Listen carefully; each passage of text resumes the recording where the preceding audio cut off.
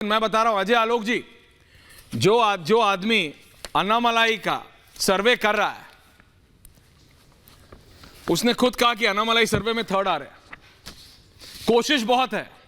Is it going to result? क्योंकि अब बात रिजल्ट्स जो कोशिश होनी थी पहले फेज की हो गई, अब अगले चलता रहेगा। मैं कह रहा हूं इज इट ओनली अ कोशिश या आपको इसका असर दिखेगा?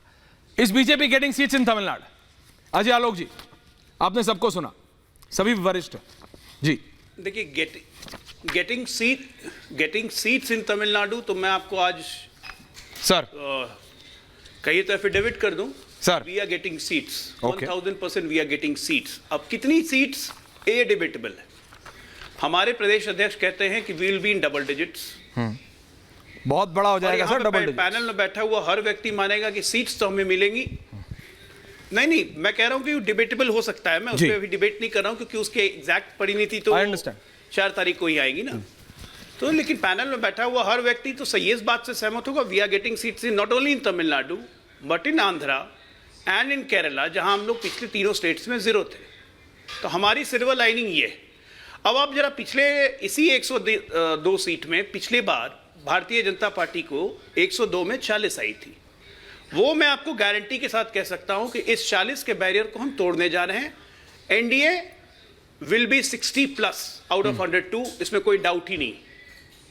अगर आप कहिए तो मैं ऐसे ही जुड़वा देता हूं आपको, यूपी 8 की 8 जीतेंगे। हाँ, जुड़वाइए जरा।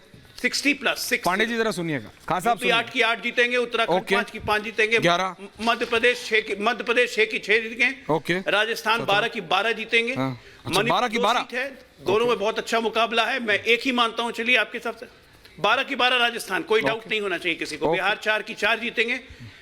और मैं ये एनडीए और बीजेपी दोनों मिला के कह रहा हूं, मेघालय 2 की 2 जीतेंगे, जम्मू कश्मीर 1 सीट उधमपुर पे चुनाव हुआ है, जीत रहे हैं हम लोग, कोई डाउट नहीं है। लक्षद्वीप पे बहुत अच्छा मुकाबला, मैं उसको काउंट नहीं कर रहा हूं। मिजोरम हमारे सहयोगी जीतेंगे बिल्कुल, नागालैंड भी जीतेंगे हम लोग, पौंडीचेरी भी जीतेंगे हम लोग, असम 5 है, 5 में से 5 जीत सकते हैं, नहीं तो 4 की गारंटी है। छत्तीसगढ़ एक बस्तर जा रहा है 100%, चूंकि मैं वहां काम कर चुका हूं, वो सीट हम जीतेंगे। आप इसी तरह से आ जाइए, महाराष्ट्र में 5 सीटें आज चुनाव में गई हैं। महाराष्ट्र में हम कम से कम जीतेंगे तो 5 की 5 जीत सकते हैं, नहीं तो 4 की गारंटी 100% है। त्रिपुरा 1 हम जीत रहे हैं, अरुणाचल प्रदेश 2 हम जीत रहे हैं। अब आगे तमिलनाडु 39।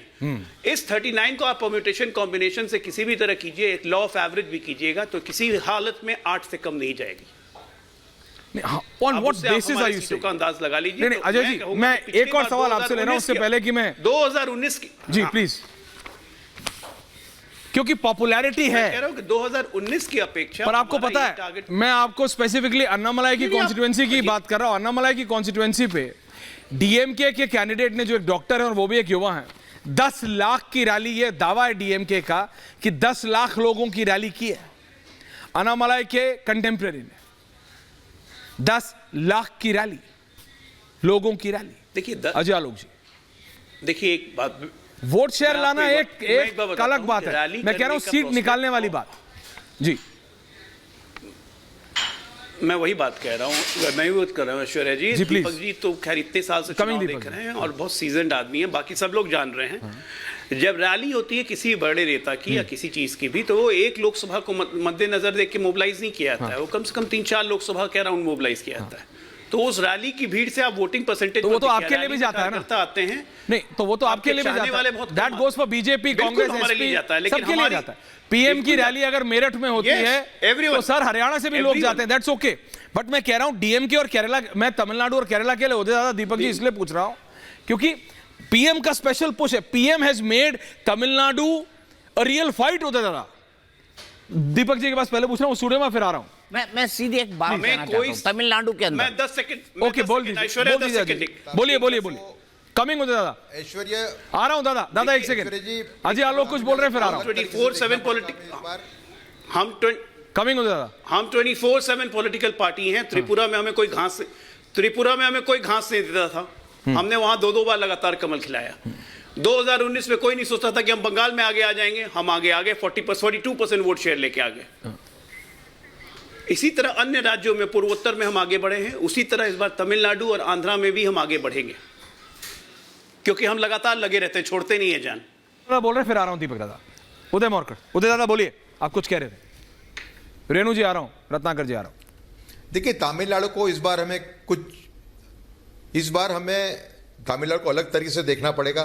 तमिलनाडु के जो प्रयास किए हैं माननीय प्रधानमंत्री जी ने, जो रिलीज की हैं, हाँ मैं आपसे सहमत हूं कि जो नंबर्स होते हैं रिलीज के अंदर वो कोई हमेशा इंडिकेटर नहीं होते कि रिजल्ट क्या आएगा, लेकिन जो उत्साह होता है, उत्साह जो हमने देखा, उन्होंने जो नॉर्थ साउथ डिवाइड को एक तरीके से टैकल करने का जो प्रयत्न किया, तमिल संगम जो किया उन्होंने, और बाद में एक तमिल प्रजा के अंदर एक संस्कृति के प्रति उनका जो एक अंदर की जो आवाज है उसको बाहर लाने का जो प्रयत्न किया है, सेंगोल वाला जो पूरा वाकया हुआ, तो मैं मानता हूं कि इस बार तमिलनाडु के अंदर सीट का अनुमान लगाना मुश्किल होगा अभी, लेकिन तमिलनाडु के अंदर बीजेपी इस बार कुछ न कुछ पहले से अच्छा करेगी, ऐसा मेरा मानना है। पहले से अच्छा करेगी। दीपक जी कुछ कह रहे हैं, मल्टी कर मुझे। मैं एक बहुत रेणु जी आ रहा हूं, बताना चाहता हूं इस संदर्भ में कि तमिलनाडु की राजनीति पिछले 5 दशक में क्या रही है ऐश्वर्या, ये रही है कि नेशनल पार्टी वहां पर जूनियर पार्टनर होती थी और डीएमके या एआईएडीएमके में से कोई मेजर पार्टनर होता था। लेकिन इस बार भारतीय जनता पार्टी ने अपनी मेहनत से, अपनी रणनीति से एआईएडीएमके से थोड़ी दूरी बनाई है, एआईएडीएमके से अलग हुए हैं और अपने बल पर चुनाव लड़ रहे हैं और छोटे छोटे अलायंस भी फॉर्म किए हैं। तो पहली बार ऐसा हुआ है कि कोई जिसको पीएम ने नवरत्न कहा जी, पहली बार ऐसा हुआ है कि कोई राष्ट्रीय पार्टी तमिलनाडु के चुनाव के अंदर एक मेजर पार्ट बनी है। यह अपने आप में सबसे बड़ी बात है और यही बताता है कि तमिलनाडु या साउथ और नॉर्थ का जो डिवाइड था उसको गैप को भरने के लिए प्रधानमंत्री ने कितने सीरियस प्रयास किए हैं। केरल पे मैं बाद में आऊंगा ऐश्वर्या। पांडे जी कुछ कह रहे हैं। पांडे जी। दीपक की बात से थोड़ा सहमत होते हुए असहमत होना चाहता हूं, क्योंकि वहां ग्राउंड सिचुएशन ये है कि पहले एआईडीएमके 1 था, अब वो एआईडीएमके 2 हो गया है, जो एक अलग लड़ेगा और एक बीजेपी के साथ ईपीएस ओपीएस। हाँ जी, हाँ, ओपीएस और ईपीएस दोनों अलग अलग हुए हैं। ये तय है, इसमें कोई डाउट नहीं है कि तमिलनाडु को जीतने के लिए बीजेपी ने कोई कोर कसर नहीं छोड़ी है। कहते हैं no stone has been left unturned, है ना। तो ये कोशिश, चाहे सेंगोल जैसा दीपक जी कह रहे थे, या फिर तमिल संगम को करने की कोशिश करना, या फिर वहां से रूट्स को, अन्नामलाई को खड़ा करना, बहुत सारी कोशिशें लगातार प्राइम मिनिस्टर की वहां विजिट्स हुई हैं।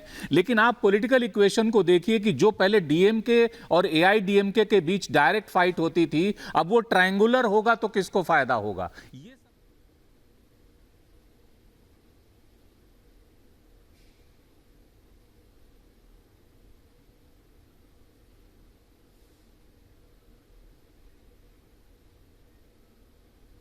क्या सीटें ले सकती है डबल डिजिट बीजेपी, जाहिर है अपना हाई वो लेके चलेगी एम्बिशन, लेकिन मुझे लगता है कि वहां बहुत मुश्किल से 2-4 सीटें आ पाए तो point taken. 2-4 seat sir, 4 seat भी बीजेपी के लिए एक भी बहुत है। मैं आपको बता रहा हूं, एक सीनियर